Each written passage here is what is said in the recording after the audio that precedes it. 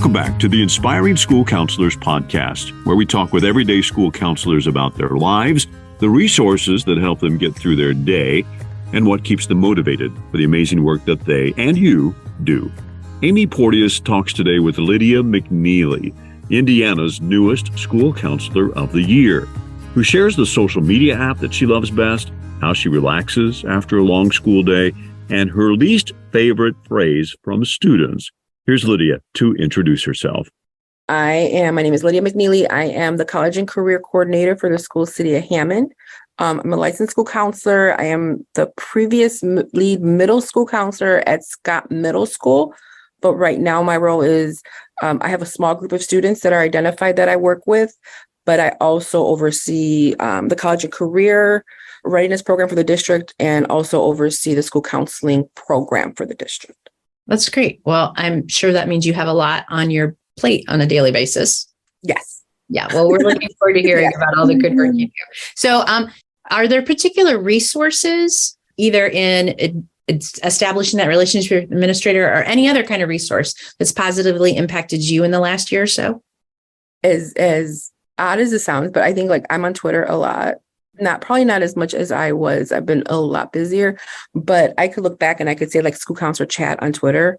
So the hashtag SC chat is school counselor chat on Twitter. And I know Twitter has, pros and cons, but the school counseling community on Twitter, and I've heard it's that way on Facebook too, but I'm just not on Facebook. But for me, at least, I have grown so much and I've made so many different connections just off of Twitter, just off of that community, not education, in general. I mean, and I have made connections that way too, but just the school counseling community on Twitter, they're just amazing.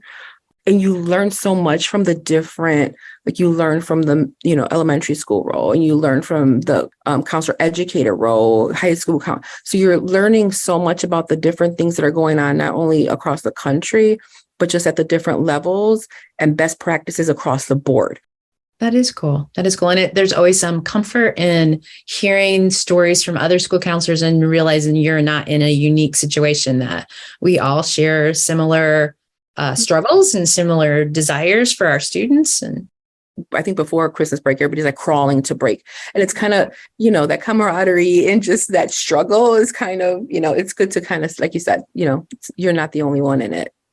Yeah, that's great. That's great. So, we all could use good advice from time to time, but let's talk about, have you ever had any bad recommendations or advice, or have you ever encountered a message that you didn't want to embrace as a school counselor? I think just kind of wanting to keep things the way they are, that status quo kind of thing. And maybe the guidance counselor mentality and not the school counselor mentality. It is frustrating when I first hear it. It's or when I hear guidance counselor, period. It's just kind of, my family knows already though. If there's a movie and you've probably seen some of the movies that have been out and they'll say guidance counselor, and they laugh at me because I will sit there and I'll say, and they no G word. We know, Mom, no G word, but it's hilarious that they know this already. Or if my daughter's not even at home, she doesn't even live with us anymore, but she'll text, uh-oh, I heard the G word. So she knows already. It's hilarious. I love that. I love that. I really appreciate what you said, that sometimes we have to carve out our opportunities. And those are the best kinds of change, right? When you have to take those steps. That's great.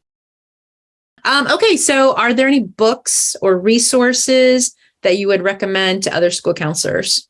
So I'm hoping we're going to do some hatching results training, but I love the hatching results books. I love those books. I think they're really, if you go through them, and there's elementary, there's the middle, there's different levels of it too. So you can kind of pick your expertise or whatever you're working on within the field, and then just kind of really go through it. That and I love Interrupting Racism from Alicia Oglesby and Rebecca Atkins. I love that book. I think it's I was on a book study with them years ago. And that's how I found out through Twitter, how I even found out about the book. And she really interviewed school counselors across the country for that book. And so a lot of the scenarios that you see in the book they're all real, and they're all legitimate issues that school counselors have faced. So I think it's good just to kind of look at that and reflect on it and kind of use some of that information for your practice. So I really enjoy it. And it's a really quick, easy read. So the racism book, how has that impacted your practice?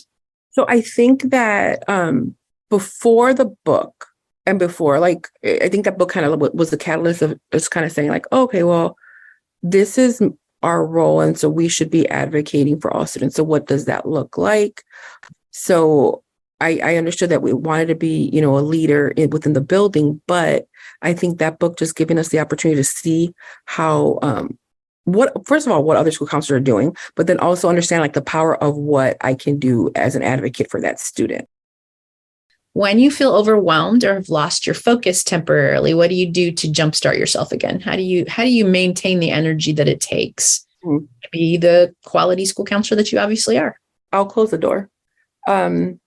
I will close the door. So before I didn't think that was possible or good for me to do, but I do. I close the door, and I take a few minutes to kind of reset. And I think about things like that situation today with the little girl getting the scholarship, or allowing myself that time to kind of just reset, take, even if it's 5 minutes, 10 minutes, whatever it is.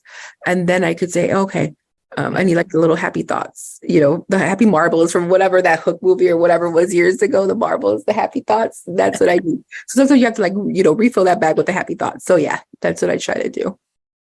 We do like to end our podcast with rapid fire questions. And so I'm just going to fling these at you and you're going to give me the first thought that's on your mind. Is that okay?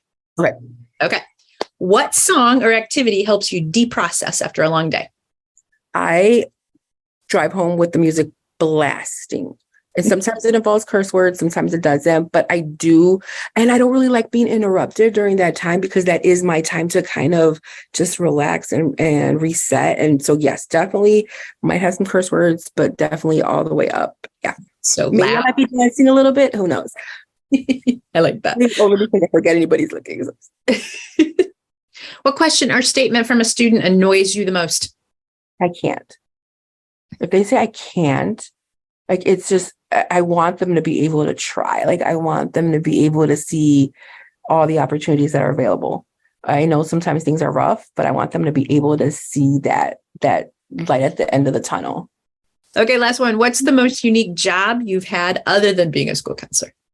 I worked in a call center, which is probably why I am really empathetic and understand like the plight of like our parents when they don't answer the phone at 3:00, because I used to have to hide like this because we were on call all the time. We had limited breaks, we had limited lunches.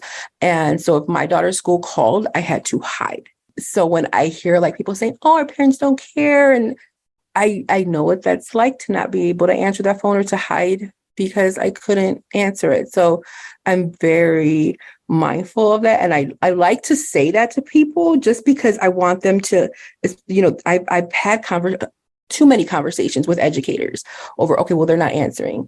Well, have you, I'm not saying work late. I'm not saying, but I'm just saying like, you have to be mindful of like, not everybody has a luxury to be able to use the phone and answer a call whenever the phone rings. So be mindful of that.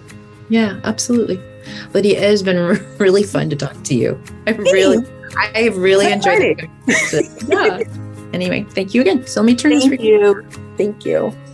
You can find links to the resources Lydia mentioned today and a few other resources she thought about afterwards at our Inspire Success podcast website, which is simply inspiresuccess.org/podcast. When you go there, you'll also find many other podcasts with other inspiring school counselors and a way for you to answer a few questions about what you do and what resources you like so that we can feature you as a future podcast guest.